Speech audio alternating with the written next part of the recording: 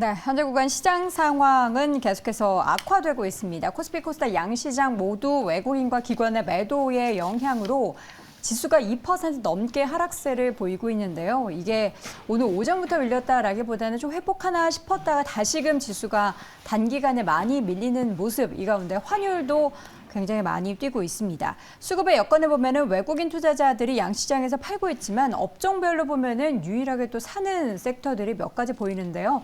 그중에서 음식료 업종에 대해서는 매수세가 많지는 않지만 꾸준히 유입되고 있습니다.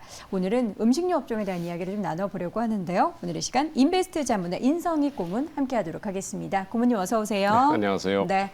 자, 오늘도 보니까 외국인들이 다 팔고 있는데 그래도 음식료 업종에 대해서 좀 사고 있고요. 최근에 시장에서 어떻게 보면은 필수적인 소비재 그리고 가격의 인상 여러 가지 모멘텀으로 음식료 업종이 좀 두드러지고 있습니다. 오늘 이슈 있는 종목 중에서는 샘표도 상한가죠? 오늘 상한가 네. 들어갔대요, 샘표가. 지금 시장 자체가 워낙 지금 안 좋으니까 그렇죠. 뭐 업종, 테마, 종목 구분 없이 다들 이제 불안한 상태고 또 지난주부터 뭐 본격적으로 이번 주부터 이제 그 반대매매 얘기가 또 많이 나오고 있어요. 네. 이렇게 반대매 같은 경우 보통 우리가 담보 유지비를 한 140% 회사에서 잡고 있는데 네. 여기 얼마 전에 130%까지 떨어졌어요. 다시 말해서 이제 그 금감원 쪽으로 해서 그 증권회사들이 좀 열심히 좀 로비를 해가지고 네. 담보비를 좀 낮춰놨으니까 좀 많이 떨어져도 반대매가 안 나게끔 만들어놨는데 이게 다시 이제 도구로 돌아오는 것 같아요. 그러니까 미리 반대매를 나갔으면 조금 덜 손해 볼 걸.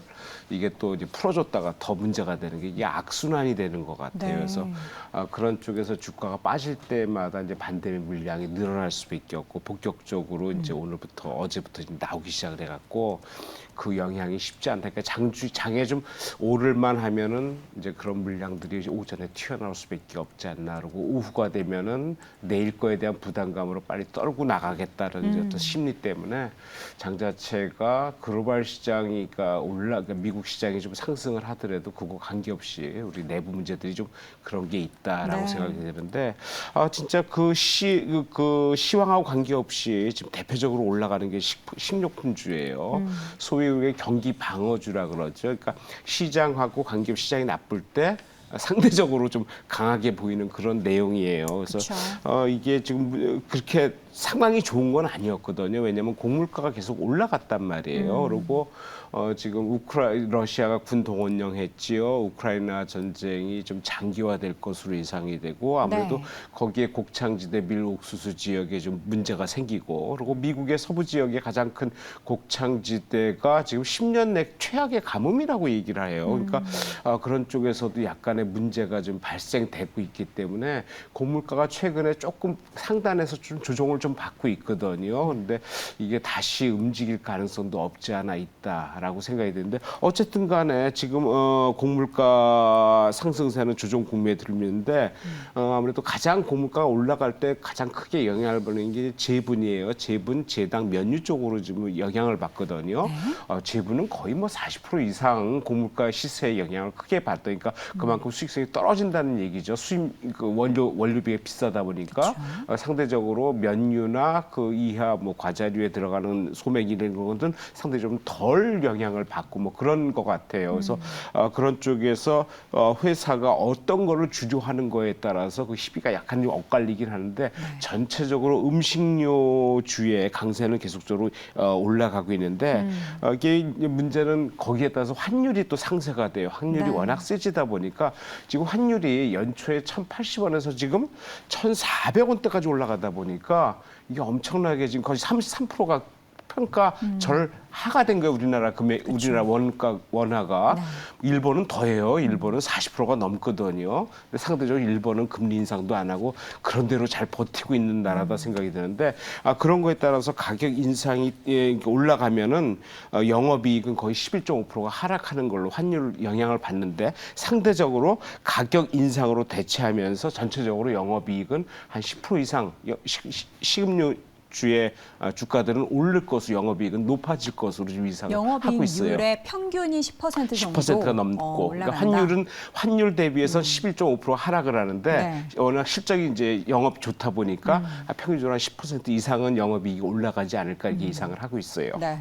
지금 화면에서 보시는 것처럼 CJ제일제당, 농심, 오뚜기 등에서 주요 제품 가격을 인상을 했는데 지금 평균 인상률을 보니까 CJ제일제당의 제품 평균 인상률이 20% 넘게 올랐네요. 일단 올리브유, 카놀라유는 이전부터 대란이 펼쳐졌고 스팸 저도 굉장히 좋아하거든요. 따끈한 밥에 스팸 한 조각. 이걸 좀 줄여야 되나라는 그런 생각을 할 정도의 가격 인상률이기 때문에 굉장히 부담스러운데 소비자에게는 부담스럽지만 어쨌든 기업 입장에서는 여기에 따라서 환율이나 원재료 가격을 무마할 수 있는, 상쇄할 수 있는 영업이익률을 끌어올릴 만한 모멘텀이 충분히 될 수 있을 것 같습니다.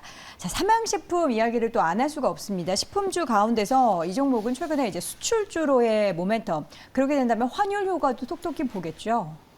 예. 당대이가 삼양라면 하면 우리 라면을 이제 아무래도 생각할 수밖에 없잖아요. 라면 시장이 가장 큰 게 아무래도 중국과 홍콩이에요. 전 세계 라면 시장의 37%를 차지해요. 그리고 실질적으로 우리나라에서도 가장 많이 수출하는 것이 중국이거든요.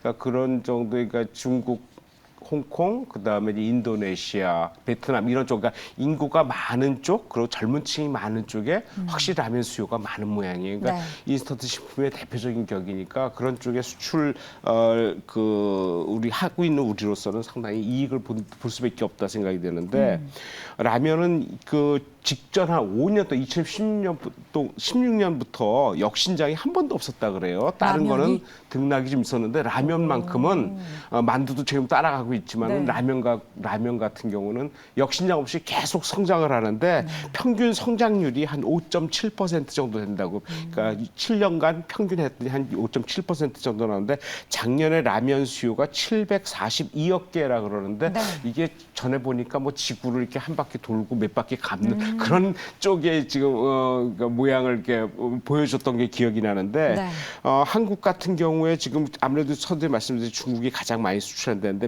평균 5년간 15% 성장이에요. 우리 한국 시장의 라면 시장은 지금 해외로 나가는 그 수출이 평균 한 18%가 좀 성장을 하고 있는데, 그러니까 해외 국내 합쳐가지고 지금 중국만 수출이 한 15%가 올라가고 있고 상대적으로 지금 미국이나 남미제, 아프리카 나이지리아 이런 쪽으로 지금 수출이 많이 되고 있어요.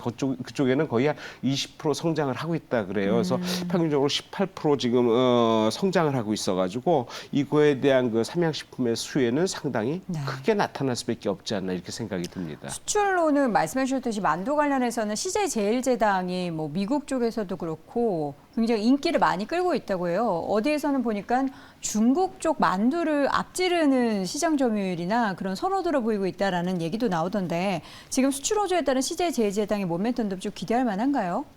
충분히 있어요. CJ제당 같은 경우는 이제 만두 얘기 많이 나왔더라고요. 만두 같은 게 중국 수지 거의 작년에 6,400만 달러래요.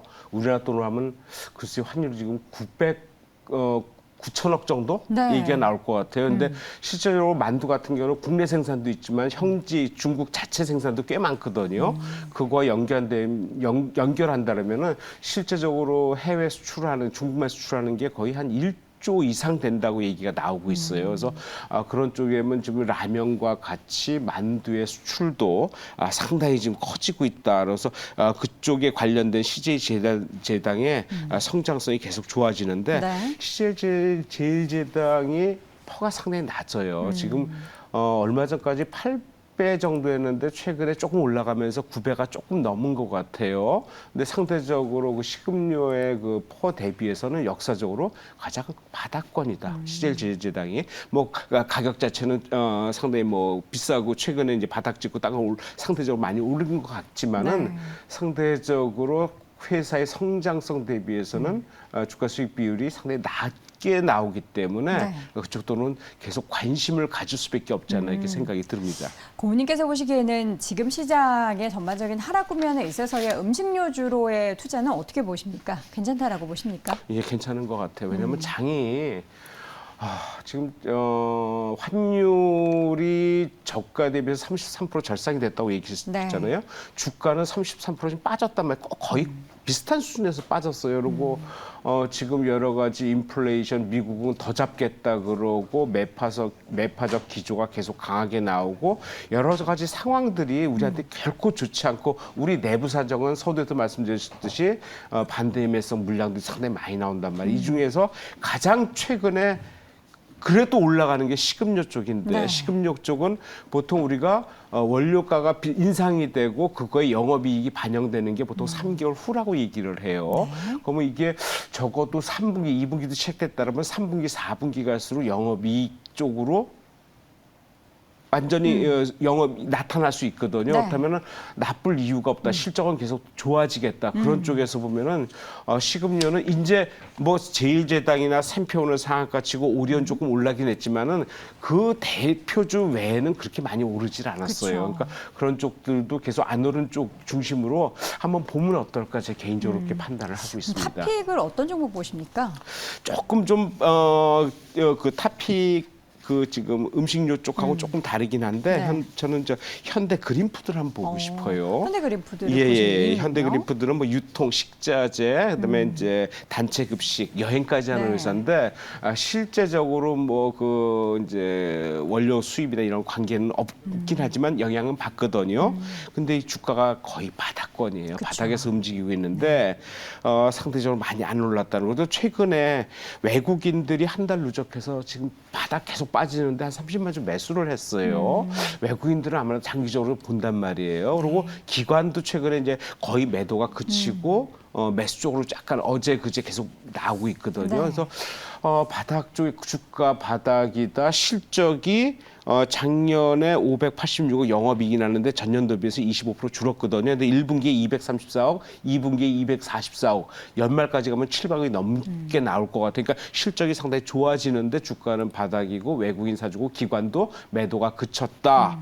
이러면은 아무래도 좀 그쪽에 바닥권에서 영향이 있고 내년에 호재가 일적 분할이에요. 이 비상장 회사가 현대 GF 홀딩스라는 대주주가 네. 있는데 물적 분할이 아니거든요. 인적 분할이란 말이에요. 네네. 근데 비상장사긴 하지만 상장사에 해서 나눠 가지고 본격적으로 그쪽 업무를 주도하고 내부 사정은 홀딩스 맞다 이렇게 한다라면은 그거는 충분히 호재가 될 수 있다라는 네. 쪽에서 현재가 이 가격에 좀 살 수 있다라면 목표가 한 8,000원 정도 보고요. 한번 대응하시면 어떨까 생각이 네. 듭니다. 예, 손절가는 6,000원 함께 제시해 주셨습니다. 자, 이렇게 해서 탑픽 종목 현대그린푸드 봤고요. 오늘 음식료 업종 하락정에서의 대안 관련해서 이야기를 나눠봤습니다. 인베스트 자문의 인성익 고문 함께했습니다. 고문님 고맙습니다. 네, 감사합니다.